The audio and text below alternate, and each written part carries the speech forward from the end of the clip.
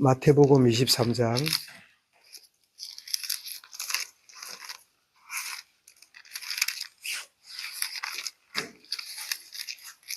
1절부터 7절까지 말씀을 우리 함께 읽도록 하겠습니다.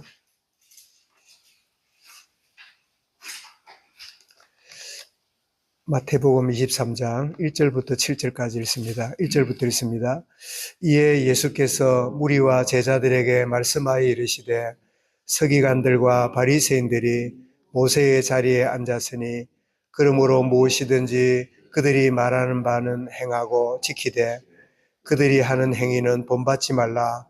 그들은 말만 하고 행하지 아니하며 또 무거운 짐을 묶어 사람의 어깨에 지우되 자기는 이것을 한 손가락으로도 움직이려 하지 아니하며 그들의 모든 행위를 사람에게 보이고자 하나니 곧 그 경문 띠를 넓게 하여 옷을 깊게 하고 잔치의 윗자리와 회당의 높은 자리와 시장에서 문안받는 것과 사람에게 랍비라 칭함을 받는 것을 좋아하느니라. 그 외식에 대해 책망하심이란 제목으로 말씀을 드리겠습니다. 이 외식이란 말은 척해 보이고 남에게 그럴듯해 보이는 위선의 모습이지요. 위선, 아닌데 선해 보이는 것, 속은 아닌데 겉만 선해 보이고자 하는 이런 걸 보고 외식, 위선이라고 말씀하는데, 오늘 우리 화요일을 맞이해서 주님은 종교 지도자들과 논쟁을 벌이고 종말과 그리고 재림에 대해서 말씀을 주신 날이 오늘 이게 화요일입니다. 주님은 예식하는 이 종교 지도자들을 책망하고 있음을 보게 되는데, 그들은 이 하나님과 멀리 있으면서도 사람들에게는 누구보다 하나님과 가까이 있고 하나님을 잘 섬기는 자로 각인되는 이런 모습을 보이고 살은 게 바리새인들과 종교 지도자들인데, 그래서 주님은 이렇게 말씀을 전해놓고는 13절부터 그게 끊임없이 나오는 단어가 뭐죠? 외식하는 자를 화 있을진저 저주를 받을지언정, 야, 참 하나님 섬긴다 하고 누구보다 하나님을 잘 섬긴다고 했던 그 지도자를 향하여 화가 있을 것이라, 이렇게 참 수상 같은 이 저주를 이렇게 던지시는 주님을 보면서 얼마나 참 주님 오심을 배척하고 자기들의 전통과 그동안 해왔던 이런데 오랫동안 묶여서 결코 바뀌지 않는 이런 어떤 그들을 향하여 강력한 이 도전을 던지시는 이 말씀을 보게 되는데, 참 외식하는 종교 지도자를 향하여 책망하고 계시고 있고, 그리고 이 외식이란 말은 하나님에 대한 중심은 없으면서 사람들에게만 잘 보이고 사람들에게만 인정받으려 하는 그런 모습을 바로 외식이다. 그리고 외식은 더 나가서 위선으로 나가지요. 위선. 거짓 위자에 선할 선자. 선하지 않는데 선해 보이고 싶은. 참, 그래서 주님은 뭐라고 말씀합니까? 회칠한 무덤 같은.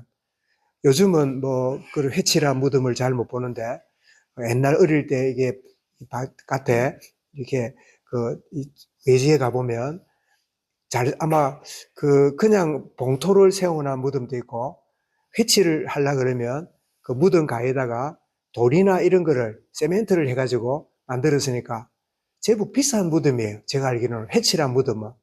일반 무덤은 그냥 잔디로 덮고 말지만은 회칠을 하려고 그러면 제법 돈을 들여야 되는. 근데 겉은 하얘니까 보기 좋은데 속은 뭐지요? 속은 썩어 문드러지는 이런 모습을 주님은 보시고는 종교 지도자들이 겉만 경건해 보이고 남들에게 저분 참 믿음 좋다, 저분 참 하나님을 향하여 참 헌신적이다, 참 누구보다 주님을 사랑하는구나 그러는데 그들의 내면은 여전히 썩어 문드러져 있는. 그래서 이 종교의 특징은 겉모습만 잘하고 인정받고 몸부림치고, 그래서 예를 들어서는 그래서 이 위선적인 이 종교 생활의 모습은 뭐냐? 연극 배우 같은, 특별히 이 중국 경극이라는 연극을 보셨지요? 얼굴에다가 희한한 걸 남자가 여자 목소리 내면서 막 이렇게 얼굴에다가 그 가면도 아닌데 엄청난 화장을 해가지고 이 포장을 해가지고 이렇게 나와가지고 막 이렇게 하는 행동 이런 것들을 보고 그 경극이라 하잖아요. 그러니까 아주 그 나와가지고 역할을 하는데 뭐 이런 역할 저런 역할을 하는데 사람들에게 뭐 무슨 그 이 어떤 사건을 보여주고 이러는데 이 배우가 어떤 역할을 맡아가지고 배우가 역할을 하듯이 종교 생활을 멀쩡하게 있다가 카메라가 딱 이렇게 비춰지면 그 자기 하는 역할이 있잖아요. 자기 역할을 해내는 그런 것처럼 하나님 앞에 나오면 하나님의 백성처럼 행동을 하지만 그러나 일상으로 돌아가면 여전히 자기 본성대로 사는 여전히 문제가 오면 여지없이 그 내면에는 썩어 있는 그 내면의 옛사람이 드러나는 이런 모습 그것을 향하여 주님이 화요일에 종교주들을 향하여 책망하시는 왜 이런 외식과 위선의 신앙생활을 자기는 잘 믿는다고 자기는 남들에게 인정받는다고 그러고 있을까요? 그것은 정리해보면 첫 번째는 내면이 변화되지 않았기 때문이죠. 저는 압니다. 십몇 년 이상 거의 20년 가까이 거듭나지 않는 상태에서 신앙생활을 하고 거듭나지 않는 상태에서 내가 믿음 생활을 해왔던 시절을 저는 기억합니다. 그런데 거듭나기 전에는 내 내면이 변화되기 전에는 내가 신앙생활을 잘한다고 생각하고 이래 믿는 게 정상으로 생각하고 나왔던 기억이 나는데 정말 이 내면이 성령으로 거듭나지 않으면 이 니고데모가 물었지요. 하늘나라 나라를 어떻게 갑니까? 물과 성령으로 거듭나야 하나님 나라를 들어갈 수 있느니라. 그런데 니고데모는 그때만 해도 이 무슨 말인지 잘 못 알아듣는 그런데 나중에 예수님의 무덤에 이 모략을 가져오는 거 보니까 나중에는 주님의 이 비밀을 거듭난 비밀을 깨달은 것 같아요. 정말 내면이 변화되지 않는 거듭나지 않은 변화되지 않으면 여전히 종교생활을 하는 절에 가나 성당에 가나 도교를 믿으나 교회를 가나 그것만 기독교인이지 속은 여전히 이 불신자 상태로 살아가는 그럴 때 신앙생활을 하면 위선을 하고 외식을 하고 그 신앙생활을 하는 자리에 나가게 되고 더 나아가서 이 외식하게 되고 위선하게 되는 그는 하나님보다 사람을 의식하고 신앙생활을 하는 사람이 어떻게 보는가 나를 어떻게 평가하는가 내를 어떻게 취급하는가 하나님 앞에 서는 게 아니라 그래서 구원을 받았는데 내면이 변화되었는데도 여전히 옛 사람의 영향을 받아서 늘 사람들이 어떻게 하는가 어떻게 보는가 내가 어떻게 인정받는가 그게 늘 묶여있는 그런 자리에 참 묶여있을 때 위선하고 이 외식에 빠지는 자가 되어지지요. 그런데 정말 주의 성령이 우리의 내면을 온전히 주관하시고 성령 하나님이 우리의 내면을 먼저 보게 만드시지요.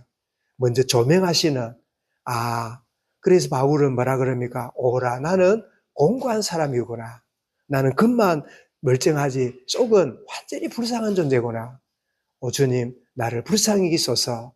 이것은 비워서 하는 게 아니라 진정으로 성령 하나님이 나에게는 선한 것이 아무것도 없구나. 나는 머리끝부터 발끝까지 죄로 온전히 무장된 그런 존재구나. 그런 나에게 주님의 십자가로 나를 위하여 죽으셨고 십자가로 내 죄악을 해결하시고 죄를 짓게 만드는 이 모든 것들을 피로 씻으시고 십자가로 나의 참 중심을 나의 내면을 속사람을 변화시키시는 그래서 바울은 이 비밀을 깨닫고 누구든지 그리스도 안에 있으면 새로운 피조물이라 이전 것은 지나갔으니 보라 새 것이 되었도다.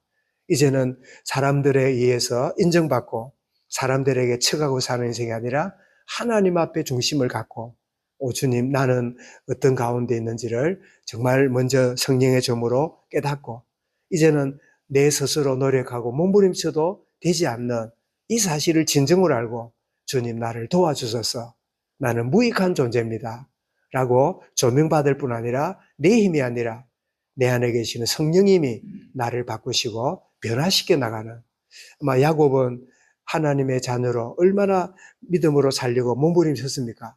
그런데 아무리 애를 써도 끊임없는 인본주의와 여러 가지 때문에 힘들어했던 생애였지만 결국은 하나님의 성령의 임하심과 은혜 가운데 있을 때 그의 생애가 야곱이 아니라 이스라엘로 바뀌는, 참 겉은 야곱인데 이스라엘인데 속은 야곱으로 산다면 그걸 보고 위선이라고 말할 수 있겠지요.